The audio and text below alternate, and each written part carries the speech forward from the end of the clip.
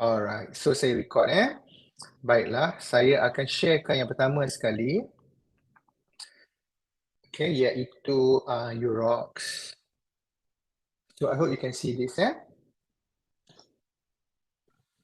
Okay, so sila pastikan anda mendapat subscribe ataupun langganan kepada Urox. Kalau masih belum, boleh bagi tahu saya, PM saya personally, nanti saya akan uruskan supaya kita semua ada subscription for Urox lah.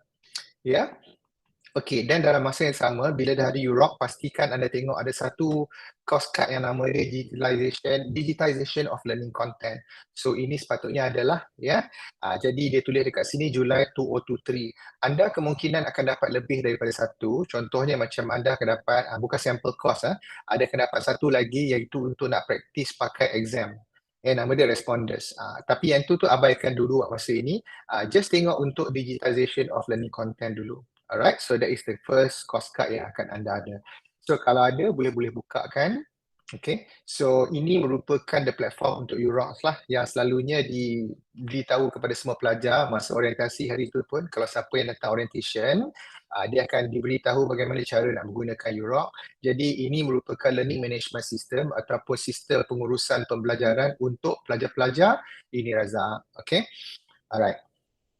Selain daripada ini, di dalam course card ini anda akan boleh membaca sebagai contohnya macam course learning outcome ataupun apakah learning outcome ataupun bahan pembelajaran yang akan diutarakan di dalam kursus ini. Kita ada 4 CLO dan juga kalau untuk memudahkan kita berkomunikasi, saya ada di sini WhatsApp. Jadi anda boleh klik aja dekat WhatsApp ni, nanti dia akan terus pergi ke digitalism. Okay, so this is actually a WhatsApp group yang memudahkan kita untuk berkomunikasi lah. Alright, okay. Dan selain daripada itu, yang akan saya ada dekat sini adalah course plan, module, assignment, discussion, quizzes, grade, announcement dan juga sedikit cerita berkenaan saya. Okay. Dan yang paling penting sekali adalah assignment dan juga modul lah. Mari saya masuk ke dalam modul dulu, saya nak tunjukkanlah apa yang ada di sini Okay, so untuk kursus ini dijalankan selama 6 minggu, maksudnya ini minggu pertama.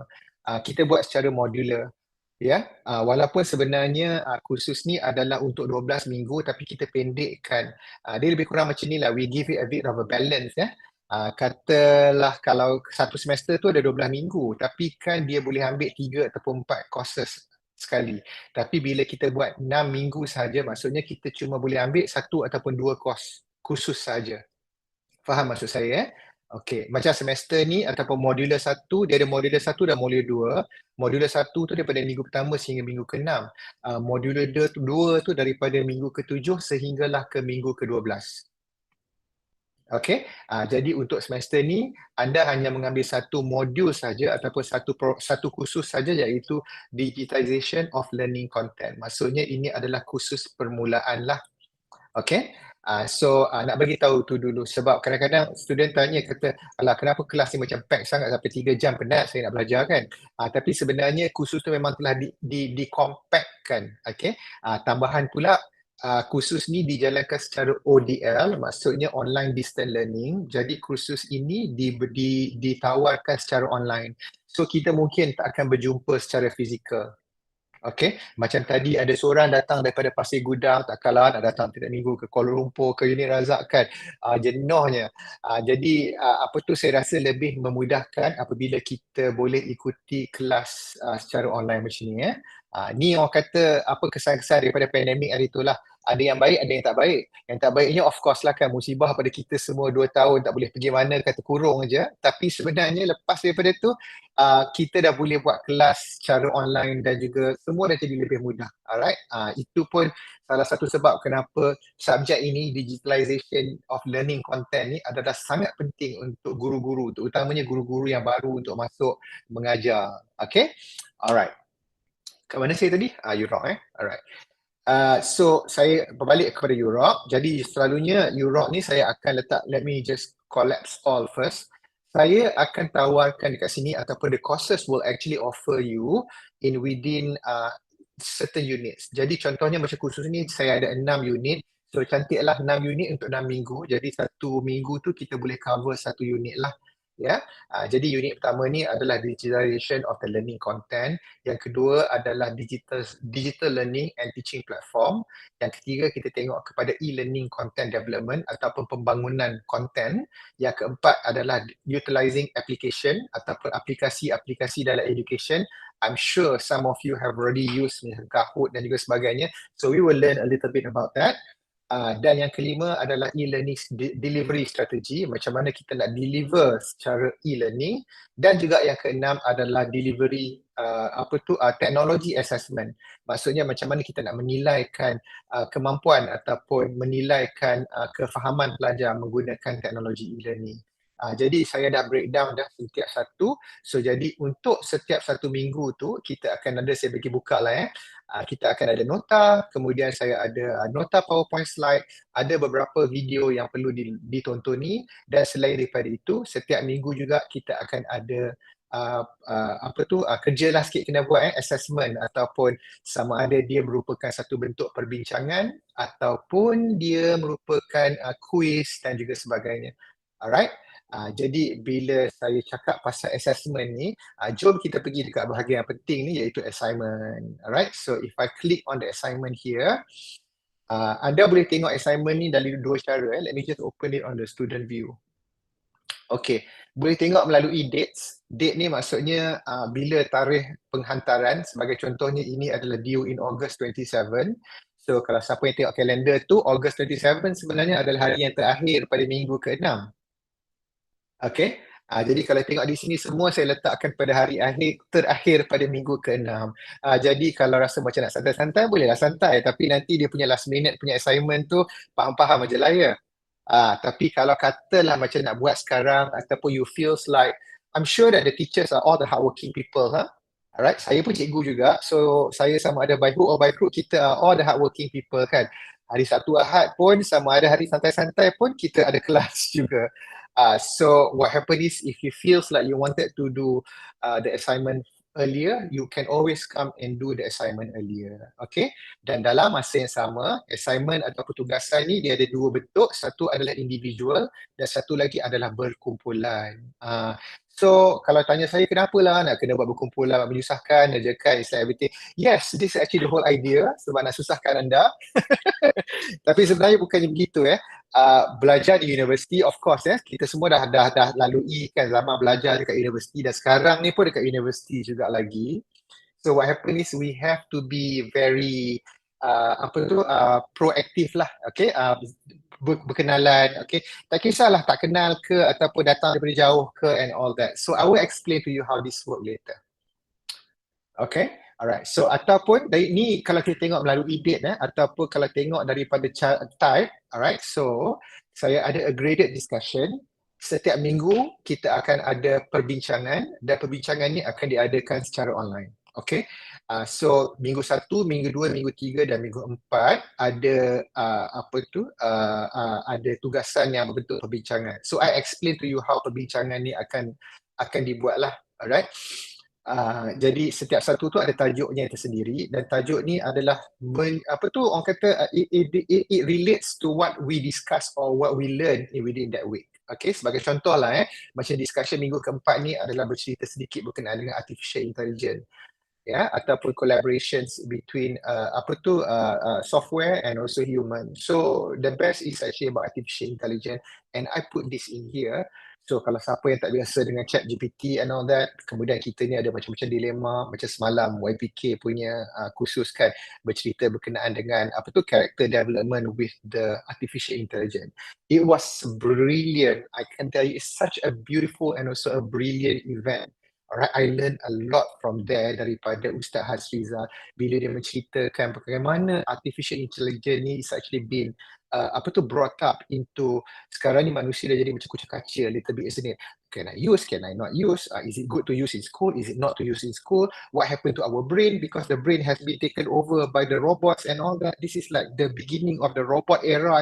So orang dah jadi macam melalut, like there are so many people with like a lot of like skepticals informations, okay, yang tak, orang kata apa, tak satukan. So we all have to just come down and think what is the benefit of the artificial intelligence, especially to the younger people ataupun to our younger children lah. Okay, anak-anak didik kita ni, macam mana kita nak address them with artificial intelligence so that they will think.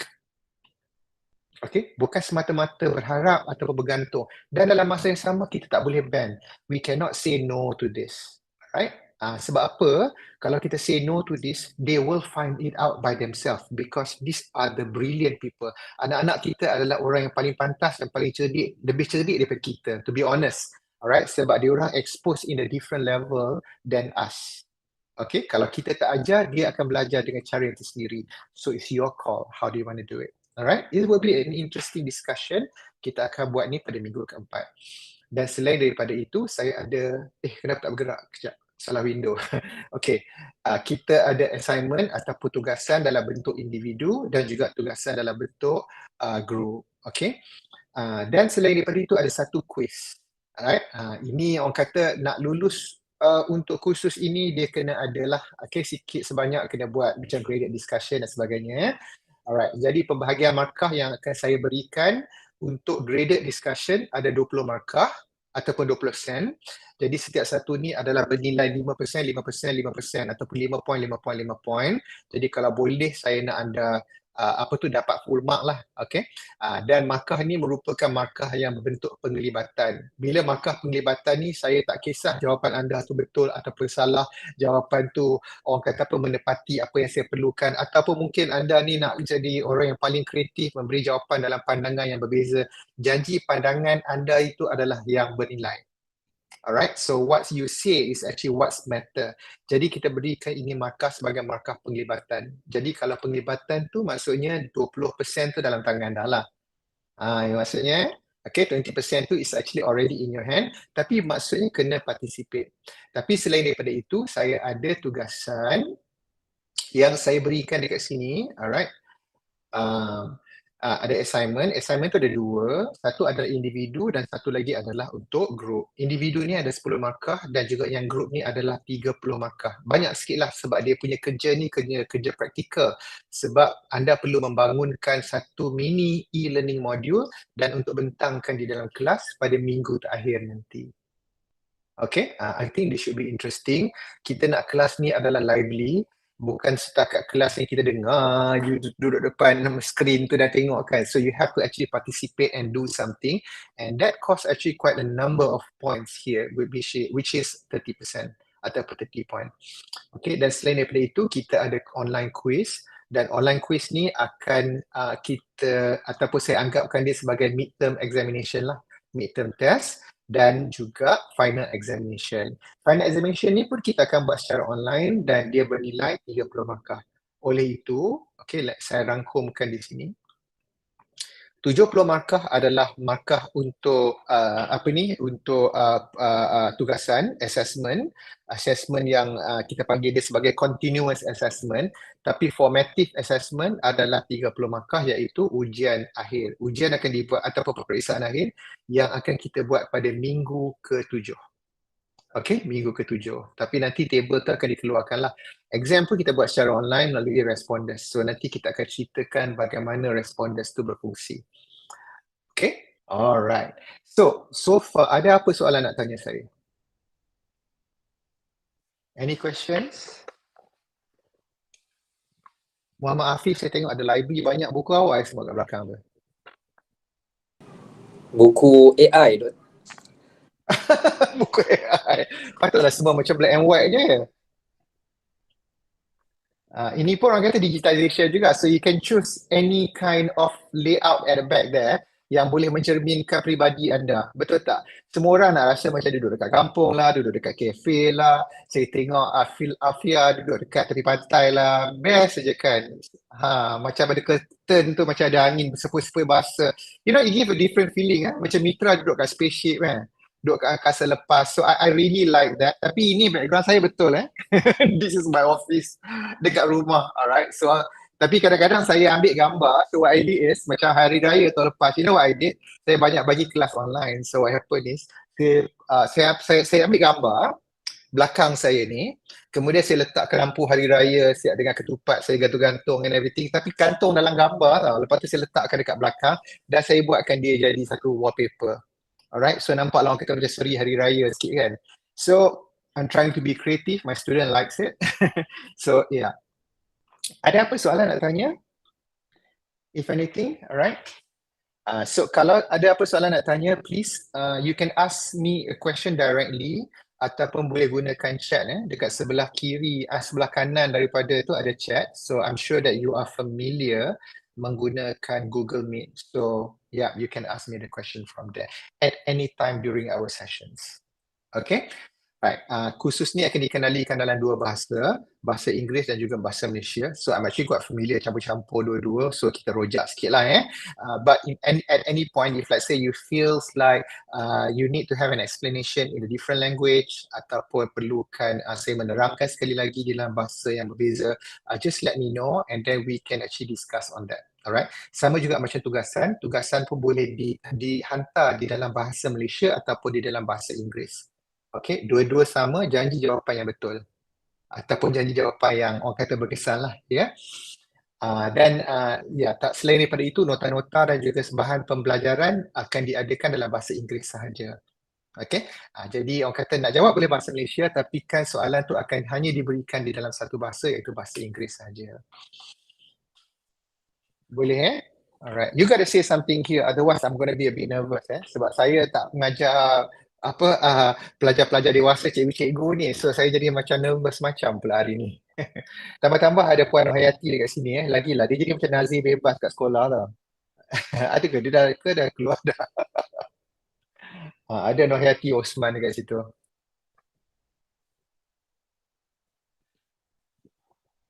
Ada tu nazir bebas kat sekolah tu. Dia datang nak buat QC. Okay, alright. Okay lah, kalau macam tu saya mulakan kelas kita Okay, insyaAllah. Let me just share with you. Jom berkenalan, tak kenal lagi ke? Okay, so I hope you can see my slide. Okay, slide ni saya sediakan di dalam Europe. So jadi kalau nak ada satu, salinan ataupun you want to have a copy of the slide, boleh. Dan boleh ambil nota sekali sebab nota tu is a slide dalam versi yang lebih panjang ataupun versi yang lebih padat. Okay, so I will go through the class using the slide as my guidance. So at any point, there will be times that I'm going to ask you questions on this, and I'm going to take about, literally about 25 to 30 minutes to just do this one presentation. Okay, all right. Now, so welcome to the digitization and of learning content. So this class akan mengambil ataupun membawa anda untuk memahami apakah yang dimaksudkan dengan digitization. Okay, dan yang pentingnya adalah digitization in the educational content. Sebagai contohnya dalam kelas ni semua dah digital. Saya ada PowerPoint slide, which is not PowerPoint slide ini, Google slide nama dia. Okay, pun dah digital. Jadi saya tak ada sediakan apa-apa kertas ataupun buku dan juga sebagainya. Itu pun dah digital. Okay, kita dah tak berjumpa di dalam kelas secara fizikal. Itu pun dah digital. Jadi the explanation ataupun the definition of being digital tu can be varied. So this is the class that literally explain to you what digitization actually means. Okay, we will explore on how and why converting the traditional learning materials into the digital format. Contohnya macam gambar saya letakkan dekat sini. Kalau siapa yang mengajar dekat sekolah rendah, mesti dia tahu flashcard kan. So, you know, like I always have this like in my school before, you play taboo where you have like the paper and then after you start putting it, the answer on the right side. Ada pakai lagi tak sekarang ni? Cikgu-cikgu sekolah rendah, ada tak lagi pakai macam like card yang sama macam ni, converting traditional learning Right? Tapi cara yang sama boleh dibuatkan menjadi digital. Jadi kita pakai iPad ataupun sebagainya. Jadi orang kata pelajar pun ada device, kita pun kena sediakan konten dalam bentuk digital. Alright? Saya kadang-kadang saya tengok macam saya tak ada anak, tapi kan macam kakak saya ada anak-anak kecil lagi kan. Kalau anak dia menangis, the first thing dia bagi bukan bagi buku tau. Apa dia bagi? dia bagi iPad ataupun dia bagi handphone. Jadi diamlah kejap budak tu. So like in a way kita dah nurture that kind of idea of like the children's already been exposed to digitization starting from very super small. Umur setahun, 2 tahun kan. Orang kata, saya tak tahu lah sama ada ini kalau siapa yang ada anak-anak. Ada kan dekat sini yang ada anak Alright, dia nak menyedapkan ataupun menyenangkan dia saja. Bagi anak dia tak nangis tu dia dah rasa lega. Like it's so peaceful. Sebab anak dia tengok upin-ipin dekat dalam YouTube, dekat handphone. Alright, lepas tu dia leka lah, dia tengok macam kadang-kadang sampai sejam, 2 jam, betul tak? Alright, I assume that this is, like it is still the same thing lah dengan anda semua dekat sana. I've never seen you before. I have not been in your life before, tapi saya rasa kan mana-mana je mak bapak akan semua sama kan. Kalau anak dia macam nangis sikit je, dia akan like bagi macam handphone ataupun tablet and all that, and that is already like, I've seen it before dekat restoran kadang-kadang kan. Kalau bawa mak bapak nak bawa anak ke, anak tu dia dah bagi dah letak tablet, ada stand lagi dia letak macam ada stand dekat depan tu kan, lepas tu tengoklah budak tu leka, and then kan isyak mak bapak dia boleh peacefully eat secara aman dan damai. So that is actually why the learning or digitalization is actually very important. Okay. Now objective is of this course ataupun objektif kenapa kita belajar ni ada 4. Yang pertamanya adalah kita nak membincangkan dalam kelas. Jadi nak berbincangkan nanti saya nak anda untuk menyuarakanlah pendapat anda berkenaan dengan trend, dengan isu ataupun cabaran apa yang ada, yang dikaitkan dengan teknologi dalam pendidikan. Okay, that's the term yang kita pakaikan, technology in education. Kadang-kadang kita pakai tapi kita tak perasan. Kadang-kadang kita nak pakai, nak tunjuk tak boleh sebab internet slow. Alright, kadang-kadang kita buat benda cantik-cantik tapi kan student tak ada handphone, student tak ada tablet. Sekolah tak sediakan projektor. Ada tak macam tu? I'm sure we do, right? Itu dah jadi cabaran dah tu. Okay. Okay, yang kedua pula adalah to develop and also to share the content, sama ada dalam bentuk course ataupun subjek. Jadi untuk nak menjadi seorang guru sekarang ni, dia punya satu cabarannya adalah digitisation. Okay, saya dekat Uni Razak, saya dah mengajar selama 20 tahun dah. Saya punya cara pembelajaran saya sangat berbeza daripada 20 tahun yang lepas sehinggalah pada 20 tahun ataupun sekarang ni. Okay, dulu saya ingat kata saya nak marking student punya assignment macam mana? Student hantar dengan paper, betul tak? Ingat tak dulu macam mana kita masa kita buat degree dulu kan? Hantar dekat paper, lepas tu saya ingat lagi meja saya kan tak pernah kosong dengan assignment student. Kadang-kadang tu kan sampai bertingkat-tingkat dia punya assignment tu nak kena hantar, betul tak? Saya masuk universiti masa saya buat degree dulu, saya ingat lagi tahun 1997. Malu nak cerita dekat sini kan, takut nanti ada student saya yang saya tak lahir lagi masa tu. Okay, no. Actually saya masuk buat degree tahun 1993. Okay, nak menunjukkan tu macam mana lah saya ni. Saya masuk buat degree tahun 1993. Saya rasa ada yang dekat sini ni yang belum lahir lagi kan. Nurhayati dah buat terkejut dah. Dia pun sama juga sebenarnya. Tahun 1993 masuk universiti. Saya ingat masa tu, okay, kita semua pergi library. Alright, tapi kita pergi library sebab nak belajar dekat situ, nak cari buku. Dah dapat buku, what we do is kita akan pergi dekat kedai photostat kat bawah tu, lepas tu kan pergi photostat satu buku sebab we want to have that copy. Biasalah kan masa belajar dulu orang kata kita ni bukannya berada sangat. Jadi orang kata nak beli buku sampai 100-200 ringgit tu macam tak mampu. So I just go and make a photocopy and it cost me only like 15 to 20 ringgit. And I can use that book ataupun I can recycle that bagi kat junior, lepas tu junior pakai. That is actually our student life during that time. Right? Tapi sekarang ni jadi pelik. Saya tengok student saya, dia pergi library sebab dia nak internet connection dekat situ. Dia nak power source sebab nanti kan dia nak pergi plug in dia punya handphone dia sebab dia kata handphone dia habis bateri dan habis. Like we have books but they don't even touch the books. Sebab dia kata, nak apa tengok buku, Europe kan ada.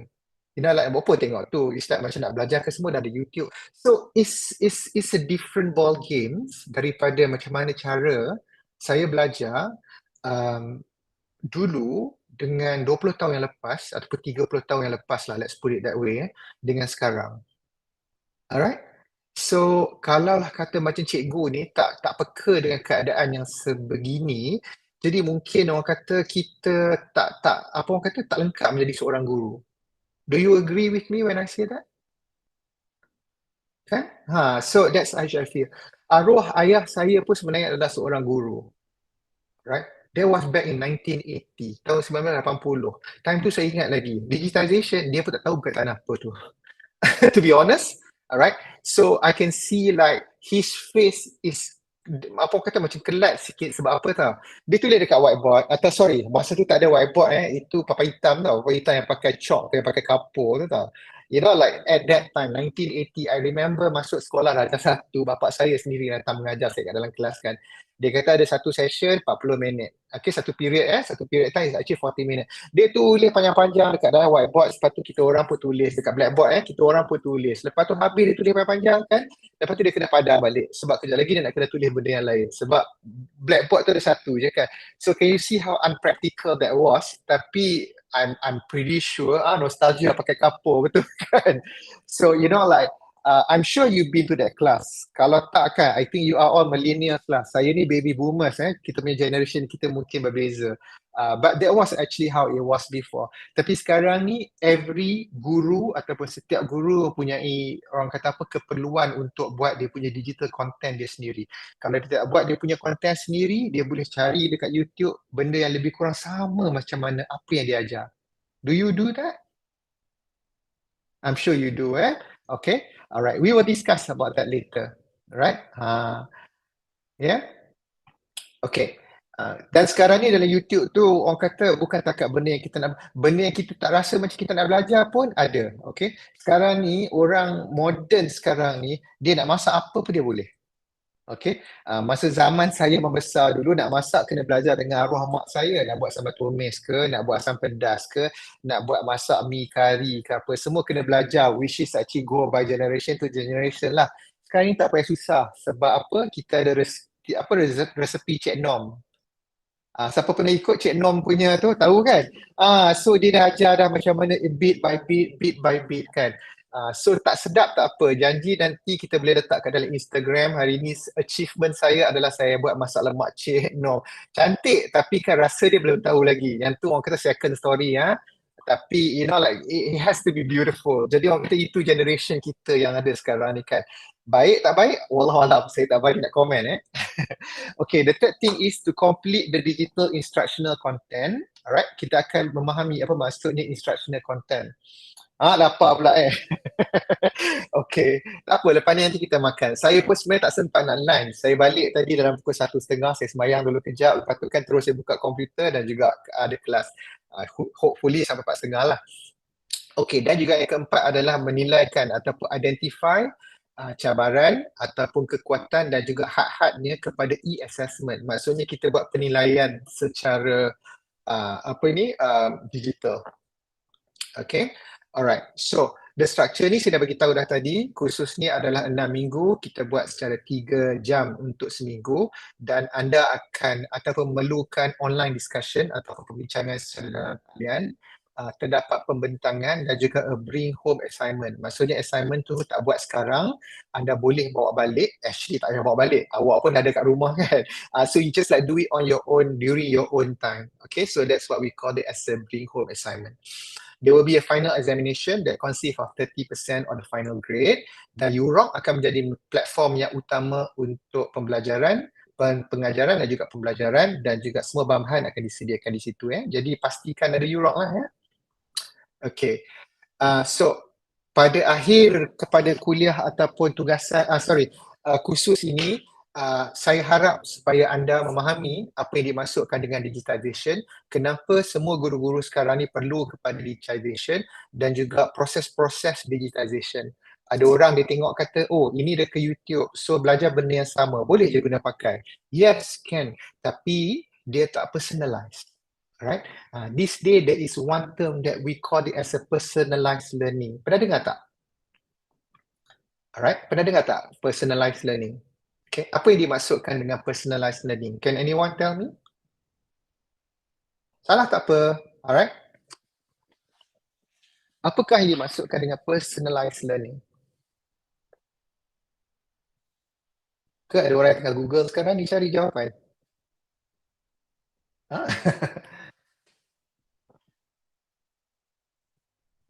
Jangan. Okay. pembelajaran dengan sesuai dengan level masing-masing. Pun betul, okay. Maksudnya ada, okay, based on individual need and also a background and also their own level. Pun betul, alright. So siapa lagi? Anybody wanted to unmute and also explain? Pembelajaran menggunakan kaedah yang tersendiri. Pun betul, alright. Tapi masih tak personalized lagi. Jawapan yang tak personalized untuk personalized learning ni. What would be like the specific words for that?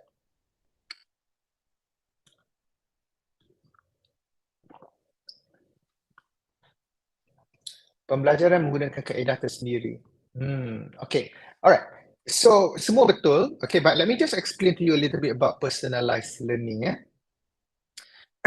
It's something like this, okay. Kita tengok anak-anak kita pada these days lah. Ada situasi di mana ada yang suka menonton, ada yang tak suka membaca, ada yang suka membaca tapi dia tak suka menonton. Ada yang dia tak suka menonton, dia tak suka membaca tapi dia nak buat kerja dengan tangan dan juga dengan fikiran dia sendiri. So at the end of the day, keperluan pelajar ni adalah berbeza. Okay. Kita ada kelas, tapi kelas tu mungkin cara kita mengajar tu kan mungkin hanya satu hala sahaja. Meaning that we just keep on talking and talking and talking and talking. Tapi at the same time, kita tak perasan sebenarnya the student have a problem of listening to us. Kan, dia macam mak-mak kita kan, kadang-kadang mak kita lah macam berbebel aja. So the moment bila mak saya ke arwah mak saya ingat lagi, the moment bila dia punya suara dia naik high pitch dah little bit tu kan, so saya ni dah macam mute dah, macam like it's an automatic things. Okay, you don't listen because that will be like all the whole bebel like pop that will last for another 15 minutes, so just like macam kering je. So at the end of the day, that has become like a habit. Alright. Dan tugasan kita adalah untuk mengajar ataupun mendidik, tapi at the same time pelajar tak dapat disebabkan okay, mungkin cara kita tu berbeza. So that's the reason sebab apa it has to be personalized to the student needs. Sebab the student tu dia perlukan berbeza. Alright. That's why YouTube actually now get really good feedback. Okay, ramai orang yang masuk ke YouTube nak belajar every single things. True? Alright, that's one thing. So sama juga macam cakap tadi, siapa kata Daniel tadi, macam like kaedah-kaedah yang berbeza atau kaedah tersendiri. So inilah dia punya kaedah dia. Some people they don't like to watch. Some people they just like to listen tapi dia tak nak dengar. Sebab tu juga apa tu, macam benda-benda yang kecil-kecil yang letak sumbat kat dalam telinga ni, apa dia panggil? Like airpod kan. That sort of thing is very popular these days. Everybody trying to get one. Sebab apa dia kata, oh saya boleh like dengar something sambil berjalan. Alright, so that's why we have something what we call as a podcast. Pernah dengar tak podcast? Okay. So orang suka dengar radio sebab radio dulu kan dia buka radio sambil buat kerja. Dia boleh buat kerja, dia boleh multitasking. Tapi some people they learn from that. So what happen is pasal radio nanti kan malu pula orang dengar kata saya ni dengar ceramah lah apalah kan. So at the end of the day they wanted to make it more personalized. So what happen is they get one of these, lepas tu dia letakkan dalam handphone, they play it, kemudian dia akan travel pergi kerja melalui naik LRT ataupun petang-petang beriadah kan. Like so people come in different various kind of learning these days. So these are among of the things, in my own word lah yang menyebabkan adalah personalized learning is so super important and is such a super trend these days. It's a trend. Okay. Jadi orang kata kita yang jadi pendidik ni sebenarnya jadi macam tercabar. Allah, dah buat buku, dah suruh beli buku tak nak baca, dah suruh baca teks ni tak nak baca, jadi macam bukan malas tapi kan memang dia dah tak boleh. Like so at the end of the day, these are among the thing lah. Alright. Okay. So nak mendefinisikan kepada digitisation ni, kalau tengok dalam gambar yang saya letakkan di sini daripada buku tu, kita dah jadikan dia dalam bentuk any kind of forms in the computer. So it's a simplest term, is a process of converting any information daripada physical format kepada digital kind of a format. Okay, as simple as that. So anggapkanlah dulu kita semua ada dalam bentuk textbook yang mana ada papan hitam dengan kapur, dia dah di-convertkan dan juga sebagainya. Okay, I like this image yang saya ambil ni, gambar yang saya letakkan dekat sini yang ada tanda cap jari dengan sign. Okay, Kalau dulu kita dilahirkan zaman tak ada cap jari kan, cap jari kita tu orang kata kita tak tahu apa guna dia sebenarnya. Alright, tapi cap jari is actually like one person identity sebab cap jari itu setiap orang mempunyai cap jari yang berbeza kan. Jadi in any some of the cases kita pakailah cap jari. Lepas tu cap jari itu dia tukarkan kepada bentuk sign ataupun tanda tangan. Sebab apa? Setiap orang mempunyai tanda tangan yang berbeza. Saya ingat kadang-kadang nak pergi buat banking last time, tanda tangan tu saya kadang-kadang saya terlupa tanda tangan saya tu macam mana kan sebab macam tak berapa authentic. What happened is I have to go back again and redo back again the tanda tangan and everything. Tapi sekarang ni bila dah jadi digitization, alright, the fingerprint tu dah jadi, you know, like it came back. Betul tak? Sebab apa? Kadang-kadang handphone, okay? Saya nak buka handphone, kena pakai like tanda tangan, kena pakai, you know, like cap jari like this. Then only it will open or it will open up. So orang kata, this is actually what digitization is, okay? Within the field of the education, it revolutionized. Maksudnya dia ada satu revolusi daripada masa dahulu sehinggalah masa sekarang ni, alright? Yang telah dibaik pulih ataupun diperbaiki dan diperbaiki dari masa semasa ke semasa hinggalah dia menjadi satu bentuk pembelajaran yang sangat fleksibel. Alright? Tambah-tambah sekarang ni dah ada kepintaran buatan ataupun dah ada chat GPT and all that.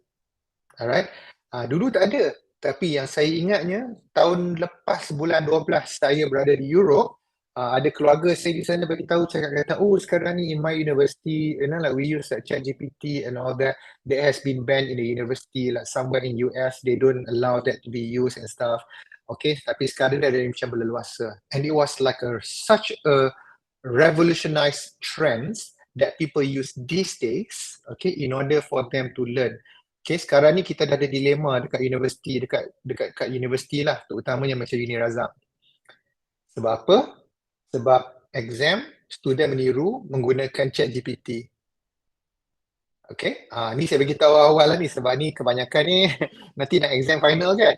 So we have a trouble. What happened is student ada satu kelas tu dia dapat semua 100% A disebabkan oleh chat GPT. So macam mana dia orang meniru saya tak faham macam mana. Tapi I try to understand that. Then only, you know, like it reminds me, okay, so probably this is something what I would do as well. Okay. Alright. What does digitalization mean to the learning content? So, adalah kita katakan macam dalam gambar yang saya letak di sini, lambakan kepada aplikasi-aplikasi yang berada secara online sekarang ni. Okay. Ada yang pakai Kahoot, ada yang pakai Lectora, ada yang pakai Google Classroom dan juga sebagainya. Can I have a list here of like any of the aplikasi ataupun aplikasi yang pernah anda gunakan? Can you share it with me? Okay. Any kind of application yang anda gunakan untuk mengajar kat dalam kelas.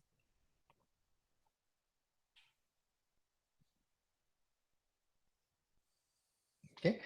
Ada yang nak check kat handphone sekarang ni apa yang pakai? Ada siapa pernah pakai Powtoon? Oh, okay. Canva. Alright.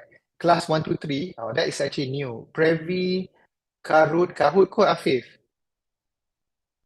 Quizzes. Okay, Kahoot Ya betul, Kahoot. Afif? Kahoot okay. So macam mana Afif? Macam mana you pakai Kahoot dekat dalam kelas? Actually untuk Kahoot ni bila time kita buat quiz lah biasanya kan. Quiz ataupun kita nak buat recap half of studying of the semester. So saya biasa akan gunakan Kahoot. Jadi orang kata Kahoot tu pasang dekat projector lah. Jadi student dia gunakan apa? Gunakan handphone? Betul. Sama ada dia orang pakai telefon sendiri ataupun kita buat dekat kita punya PC lab. So student kita pun tak ramai, so cukup untuk dia orang menggunakan PC tu sendirilah. Maksudnya setiap seorang dapat satu PC. I see. Jadi bahan-bahan untuk Kahoot tu memang dibawakan sendiri oleh Encik Afif lah. Betul. Memang kita customize sendiri dan dalam pesanan sama kita still ada reference dekat sebab kadang-kadang ada cikgu juga share dekat Kahoot kan. So kita ambil reference daripada situ jugalah, kita custom daripada situ. I see. Jadi macam manakah sambutan daripada pelajar bila kata je kita ada Kahoot session? Rasanya kita dah boleh expect student punya orang kata apa penglibatan. Maksudnya student ni bila time menggunakan screen, memang diorang akan lebih happy lah daripada menggunakan buku. Tambah-tambah Lagi pula kalau excited screen kan? tu Kahoot pula. Tapi saya tengok untuk my student, actually Form 1 and Form 2 diorang akan lebih excited lah. Kalau Form 3, Form 4 ni Mm-mm. diorang sebab diorang dah mula matang kan. Jadinya Kahoot pun kalau kita buat bunyi-bunyi dan sebagainya pun untuk attract diorang punya intention pun diorang macam biasalah kan. So kita kena gunakan cara yang lain Ah, jugalah untuk orang muda dah besar ah, ni kan. in a way nampaklah kata macam student ni dia dah macam membesar dan makin dewasa. Jadi dia dah macam benda-benda macam ni dia tak apa pandang tak apa layan Ya betul. Somehow bila ChatGPT ada ni, baru ChatGPT ni rasanya lebih attract pelajar-pelajar yang lebih senior rather than pelajar-pelajar yang junior ni. Okay. Okay, faham. So, thank you very much for sharing, Afif. Yeah. Okay, Cikgu Afif lah. Okay. So, why is actually a digital learning content is very important? Okay. Now, saya bahagikan dia kepada 3. Macam yang tadi Afif bagi tahulah, alright. Apa tu? Ada kanak-kanak kalau dia macam daripada umur sekolah rendah tu mungkin yang ada bunyi, yang ada banyak animation, yang boleh pakai powtoon dan juga sebagainya is actually more excited. Tapi bila dah masuk sekolah menengah tu kan dia dah jadi macam kurang sikit. Ataupun mungkin kalau pakai Kahoot tu dah banyak-banyak kali sangat kan dia dah macam dia punya excitement dia tu dia jadi makin kurang, betul tak? Right? So there was actually a little bit of ni lah, cabaran juga tu. Okay. Tapi saya letakkan dekat sini ada 3. Pertama adalah accessibility. Okay. Kebaikannya adalah digital content ni can be accessed at any time, anywhere or in any devices. That is flexible, that makes the learning to be possible to more people or no matter what or where. Okay. Sama juga macam ni lah. Saya tak rasa ni tau bila macam kelas saya kadang-kadang kan saya pernah mengajar daripada dalam kereta sebab saya tak boleh balik rumah on time kan, tapi nak kena mengajar, tapi kan saya boleh mengajar dekat dalam kereta. So that is actually accessibility. Okay, kadang-kadang pelajar tu dia nak balik kampung ataupun dia nak hari Sabtu Ahad kan, of course lah kita 5 hari bekerja, Sabtu Ahad aja time masa nak rehat, nak buat kerja-kerja sampingan ke ataupun nak pergi keluar bersiar dengan anak apa semua, tiba-tiba ada kelas pula kan. Bayangkan kalau masa PJJ, zaman PJJ dulu pengajian jarak jauh kan, you know like you have to come to the university and so on kan.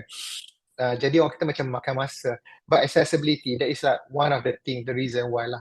Yang kedua adalah interactivity. Digital content can be interactive, that is the best. Okay. Interactive ni satu, there is a term we call it as an active student. Perbandingkan dengan passive student.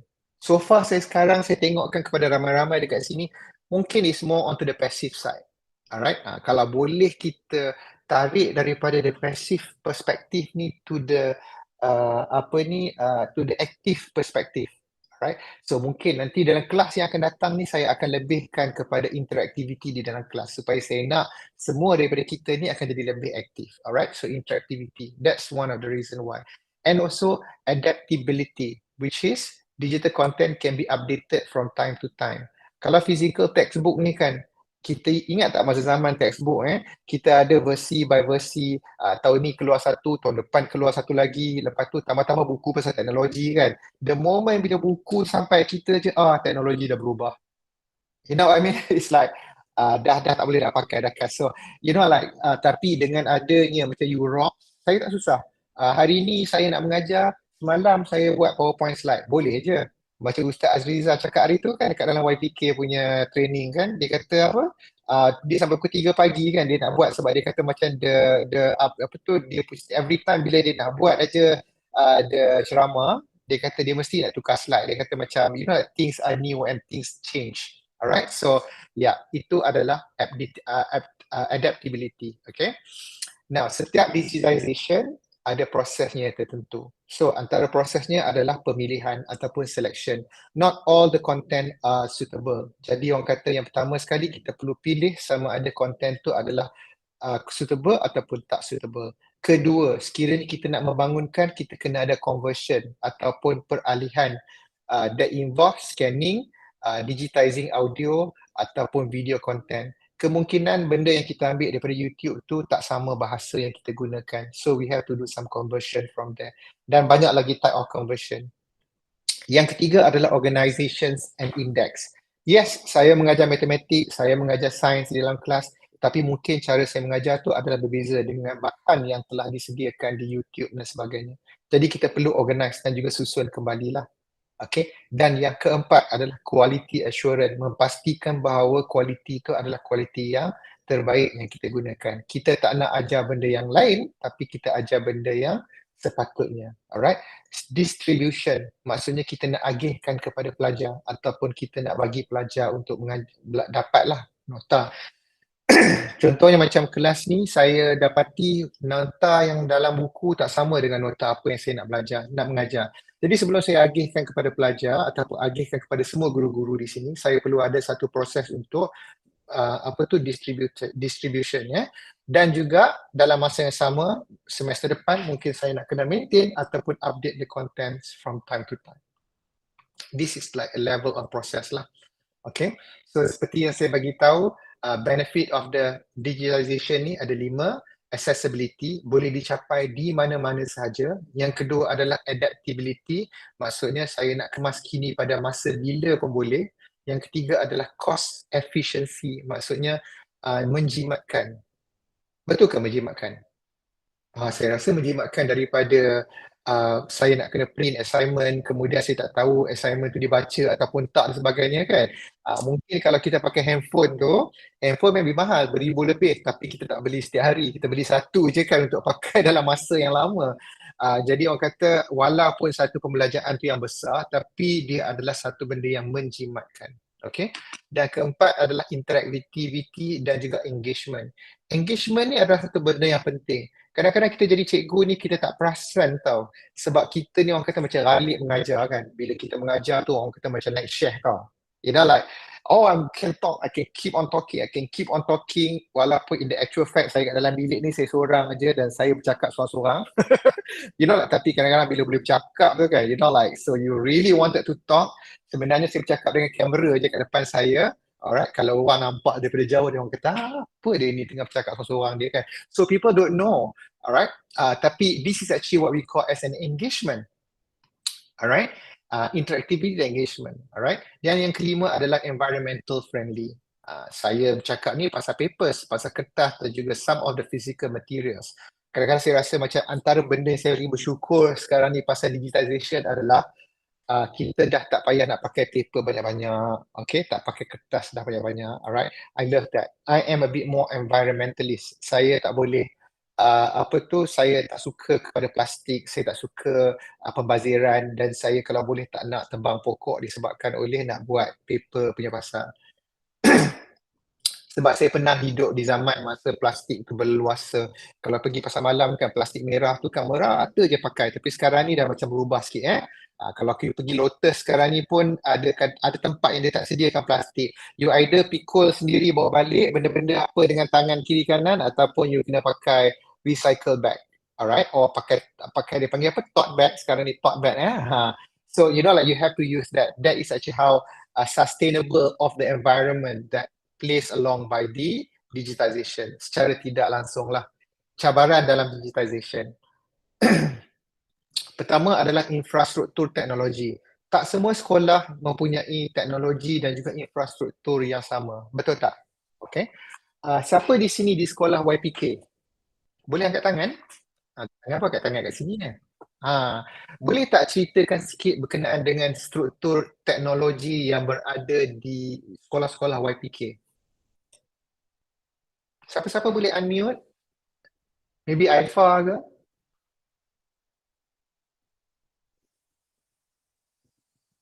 Atau Non Nadia? Siapa-siapa lah. Saya share sedikit lah. Okay, Nur Atika. Alright. Kalau untuk dia punya kekangan lah, even though setiap bangunan ada wifi, tapi even untuk penggunaan cikgu pun dia kadang-kadang wifi tak okey, and especially bila kita nak guna untuk kelas. Sebab kalau untuk year 1 classes, we have a smart TV. But sometimes, kalau connection tak okey, then tak okey lah wifi-nya. And then even we have computer lab pun, clashes between classes. Kalau macam contoh saya nak guna untuk year 1 class saya, and then ada cikgu lain guna untuk year 2 class. So saya kena ubah saya punya, and sometimes kalau macam contoh minggu tu saya ajar year 1 pergi kelas. So ada satu kelas ni contohnya hari Khamis tu dia tak dapat nak masuk lab. So saya kena ubah untuk kelas dia tu je. Ataupun kalau saya nak juga masuk lab, then saya kena macam cari dengan cikgu lain supaya saya boleh ubah slot kelas saya supaya waktu yang saya nak masuk lab tu tak ada kelas lain. So itu challenges dia lah, limited facilities. Even though benda tu ada, tapi dia masih tak mencukupi. I see. Faham? Adakah disebabkan oleh pengurusan kepada scheduling tu adalah bermasalah ataupun lemah, ataupun kemungkinan memang tak cukup infrastruktur teknologi di sekolah tu sendiri? Apa pendapat? Kalau Tak berani nak pendapat jawab. saya tak cukup tu kot. Lebih kepada yang tak cukup tu. I see. Okay. Tak apa. Terima kasih. Dan yang lain, macam satu lagi. Adakah pelajar dibenarkan untuk membawa macam komputer ataupun tablet ataupun handphone sendiri ke sekolah sekarang ni? Memang tak dibenarkan Tak Okay. Sebabnya? Oh, tablet dah ada disediakan. No, Nadia memang dekat sekolah YPK juga Ya, betul. Dapat dengar? Dapat dengar. Oh, okay. Betul. So, tablet memang akan disediakan tapi memang mencukupi ataupun macam mana? Bilangan mencukupi tapi tak semua boleh digunakan lah. Kadang-kadang ada problem. Problem tu datang daripada mana contohnya? Macam internet juga ke, ataupun mungkin aplikasi yang nak digunakan tu tak ada dekat dalam tablet ke, ataupun macam mana? Dia sama ada aplikasi tu tak ada ataupun sistem tablet tu sendiri yang rosak. Ada something kena update dan so on. I see. Okay. Tapi sebenarnya teknologi yang ada, contohnya macam tablet and all this, bukanlah cara pembelajaran ataupun cara delivery yang utama kan. Maksudnya itu hanya sebagai tambahan sajalah. Cikgu masih lagi kena mengajar di dalam kelas seperti biasa kan? Okay. Alright. Betul. Interesting. Okay. So itu antara teknologi infrastruktur. Terima kasih kepada yang menyumbang tadi. Yang kedua adalah teknologi literasi. Okay. Ni saya nak cerita sikit berkenaan dengan Gini Razak. Sebab saya mengajar kat Gini Razak dah 5 tahun ni. Dah masuk tahun kelima ni. We have professors, okay, that are at the age of 50 plus. Ni saya cakap ke orang, saya pun umur 50 sebenarnya. Tapi they are some of the professors that is at the age of 60 and above. Okay, so you fahamlah dia punya the literacy when it comes to technology tu. Alright, ada setengah dia bukan dia tak nak embrace the technology, is because they just don't know how to. Dia tak tahu macam mana nak pakai Google Meet, right? Tapi they have the knowledge to teach, tapi they just don't know how this is done, and kadang-kadang dia orang tak nak bagi tahu macam mana, like how does this work. So we have to go and train slowly. Nak kena ambil hati orang tua-tua kadang-kadang kan, like you have to go and explain to them. Alah, habis lah ni saya record ni, nanti kan semua orang tahu saya cakap macam ni. Tapi like that's the thing. Dia tak sama dengan jiwa kita dekat sini kan. Alright, orang muda-muda ni dia senang je. Google Meet, yes, anytime can use. Okay, nak pakai PowerPoint slide, nak pakai itu, ini and everything, yes, this is all ready and everything. Sometimes I get a bit kesian dengan some of the professors, yang doktor, Profesor Madia, sebab dia orang tak berapa macam, they are not that familiar, okay, but they have the whole knowledge for you to learn. Cuma kita kena, kata this is actually kekangan yang ada daripada literasi itu sendiri. Okay, alright. Yang ketiga adalah copyright issue.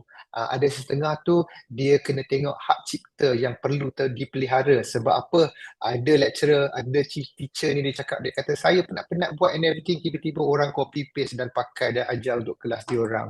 This is so not nice. This is so not nice kan. Walaupun that is education and that is supposed to be amal jariah kita, tapi I made it and I wanted to put put like the copyright here, hak cipta tak boleh orang ambil. There are some cases. Jadi orang kata kita tak boleh nak ni lah. Okay. Alright. Number 4 is upfront cost and resources. Okay. Cost memang kita kata cost tu murah, tapi sometimes untuk mendapatkan prasarana tu, contohnya macam Urox, nak set up Urox dekat Uni Razak ni walaupun sebenarnya murah, tapi nak the startup cost tu sangat mahal, because we have to buy the whole big mainframe computers, we need to have the server, we need to have a lot of other resources in order for it to work. Sama lah juga macam wifi, okay? Kadang-kadang wifi tu bukannya mudah nak guna, tapi kan bila ramai sangat orang dah pakai kan dia dah jadi macam jadi slow, alright?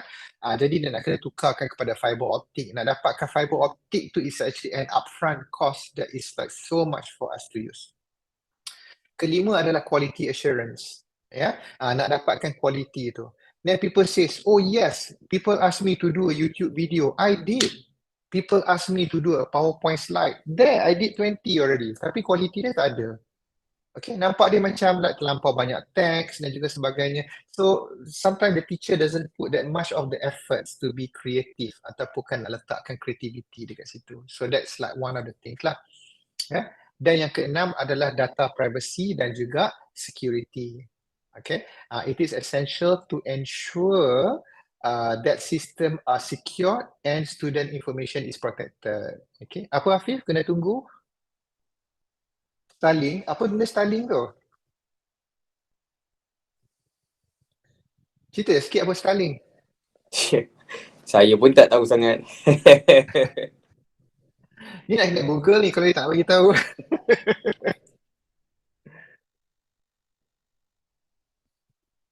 Okay. Now, the tool for digitization, okay, dia ada 3. Satu, kena ada hardware lah, kena ada komputer, okay, ataupun tablet, ataupun handphone dan sebagainya. Kadang-kadang ada tablet pun ada kekangan juga, okay. Macam masa PKP last time kan, kadang-kadang saya jadi macam kesian juga. Cikgu nak buat kelas juga, tapi nak buat online. Sebab apa dia kata, tak boleh lah, kelas kena buat juga online kan. Lepas tu kita marah the student. Saya dah buat kelas you online, kenapa you tak masuk? Okay, then only I realise rupanya satu household tu anak ada 5 orang. Satu je komputer pakai. Then dia pergi cakap saya kata komputer tu abang saya tengah pakai, so saya tak boleh. So saya kata abang saya habis pakai barulah saya boleh. So kenapa tak beli komputer baru? Saya kata bapak saya tak mampu sebab daripada B40 punya family kan. Then you understand, that was actually one of the kekangan sebab apa tak boleh.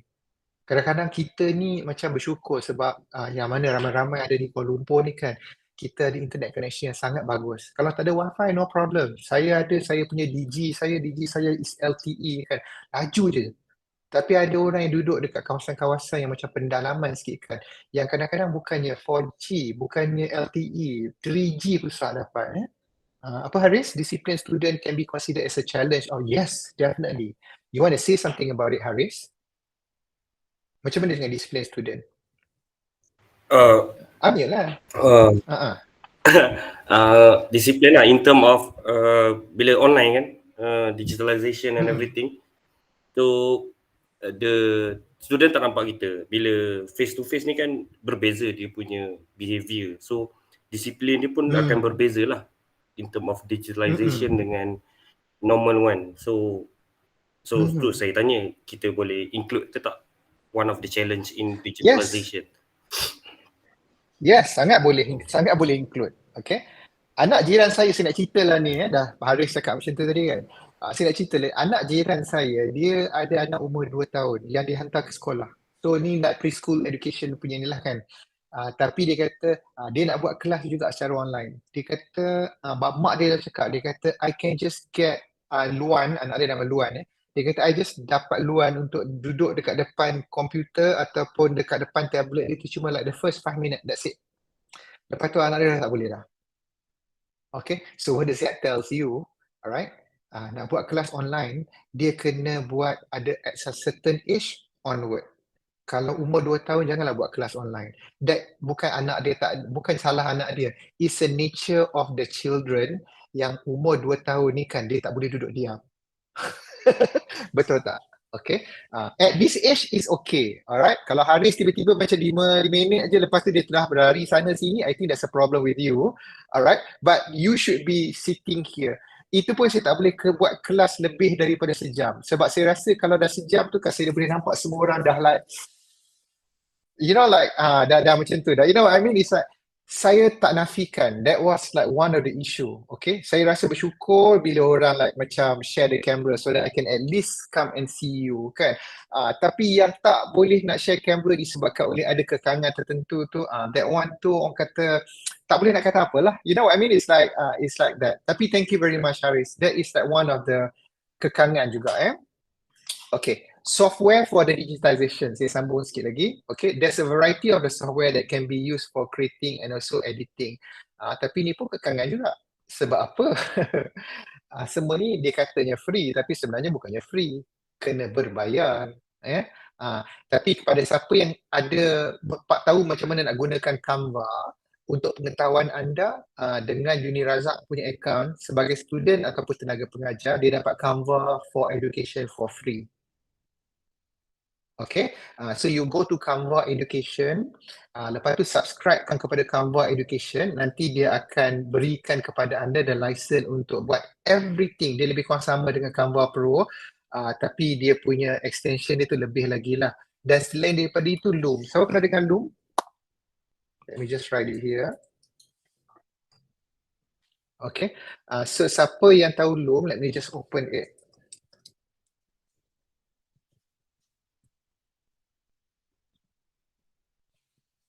Let me just write it up.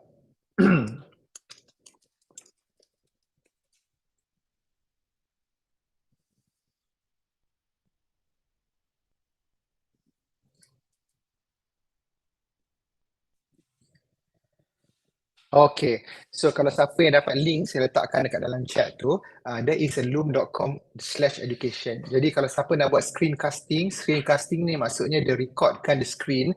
So you boleh lah macam saya nak ajar tapi kan saya nak buat pre-recorded, maksudnya pra-rakaman. Jadi kalau tak ada education punya account tu, dia cuma boleh buat dalam masa 5 minit ataupun 15 minit kalau tak silap saya. Tapi kalau nak buat kelas yang lebih panjang lagi, jadi dia boleh buatkan melalui education punya account. So untuk pelajar dan juga untuk student, katalah nanti dalam kelas you nak kena buat presentation, kan? Jadi boleh buat presentation menggunakan Loom ataupun boleh gunakan Canva. Ataupun boleh gunakan UROC terus lah. UROC pun boleh record juga Alright. So, tadi saya dah terangkan ini adalah outline yang kita akan buat dalam masa 6 minggu ni. Okay? Alright, so itu adalah bahagian pertama untuk kelas ni.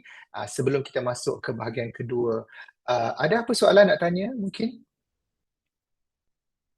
So macam ni okay cara pembelajaran macam ni, tapi insyaAllah nanti kita akan buatkan kelas tu akan jadi lebih interaktif lagi lah. Ya?